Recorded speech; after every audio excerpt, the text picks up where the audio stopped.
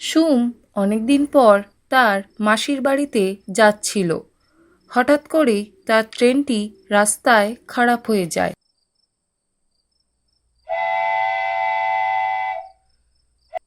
ট্রেনের সব যাত্রীরা খুবই উত্তেজিত এবং দুশ্চিন্তাগ্রস্ত ছিল। আরে ভাই, ট্রেনের আবার কি সমস্যা হলো? ধুর, ট্রেনটা আজকেই খারাপ হতে হলো। আরে ভাই, কেউ দেখেন না কি সমস্যা হলো। এখন যদি ট্রেন চালু না হয় পৌঁছাতে তো আরো দেরি হয়ে যাবে। ঠিকই বলেছেন ভাই। আসলে বুঝতে পারছি না কি করব। রাস্তাটাও শুনেছি একদম ভালো না। কেন? রাস্তা আবার কি দোষ করলো? এই রাস্তায় কয়েকদিন পর পরই নাকি একটি বাজার দেখা যায়। আসলে 71 সালের যুদ্ধের সময় এই বাজারের মানুষগুলোকে মেরে সেখানে আর্মি ক্যাম্প করেছিল।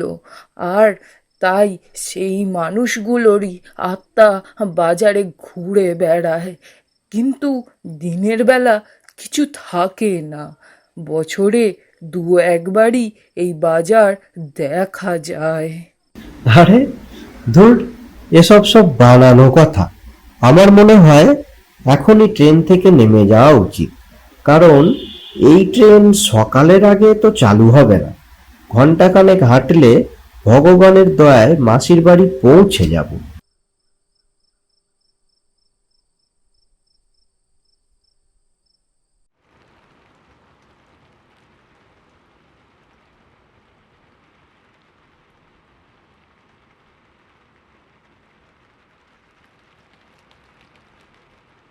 সুম প্রায় 40 মিনিট ধরে রাস্তায় ক্রমাগত হেঁটে যাচ্ছে, কিন্তু এখনো সামনে রাস্তা আর রাস্তা।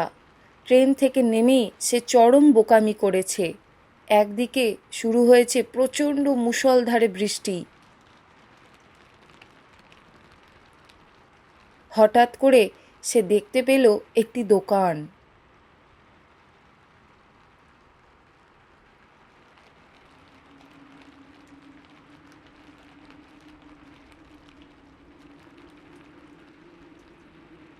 ভাই, এক গ্লাস জল খাওয়াতে পারবে?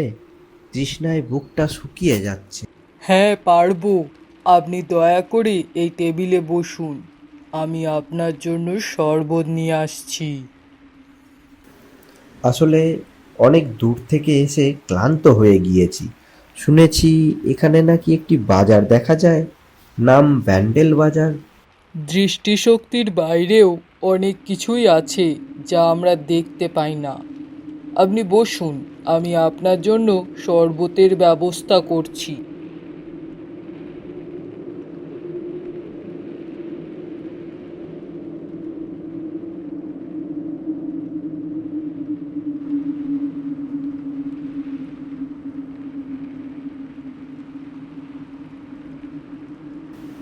ও মা, এ কি? শরবতের রং এত টকটকে লাল কেন? এরকম শরবত তো আমি কখনোই দেখিনি। একবার খেয়েই দেখুন। এই শরবতের স্বাদ জীবনে ভোলার নয়। ব্যান্ডেল বাজারে এসেছেন অথচ শরবত খাবেন না, এটা হতেই পারে না। কি কি কি কি কি ব্যান্ডেল বাজার? এটা কি ব্যান্ডেল বাজার নাকি? হ্যাঁ, আপনি একদম ঠিক জায়গাতে এসেছেন।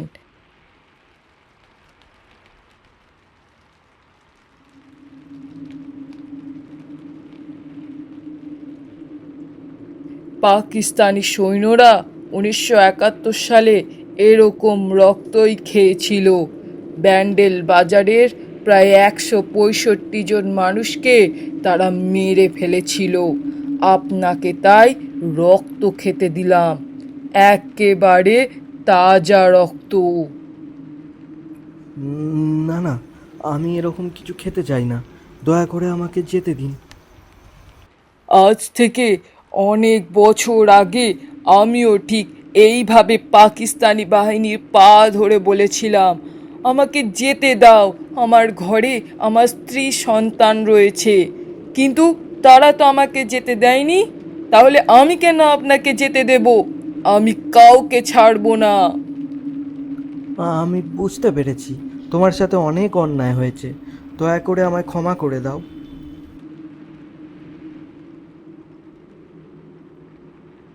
ক্ষমা? কাকে ক্ষমা করব? পৃথিবীর কোনো মানুষকে এখন আর আমি ক্ষমা করব না। এই যে রক্তটা দেখতে পাচ্ছেন, আমার বুকের তাজা রক্ত।